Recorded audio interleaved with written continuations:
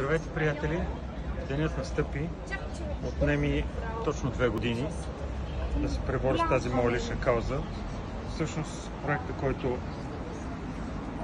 вече мога да кажа спокойно моят приятел реставратор изготви, е напълно готов за цялостна реставрация и консервация на паметника на Васил Левски.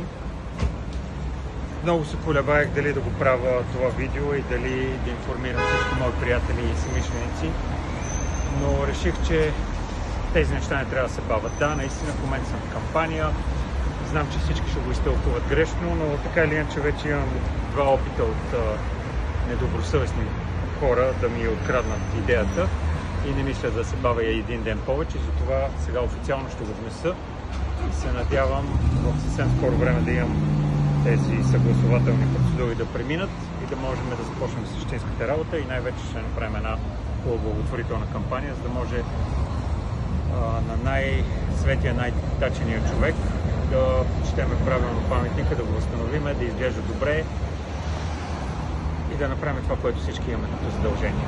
Благодаря ви, влизам!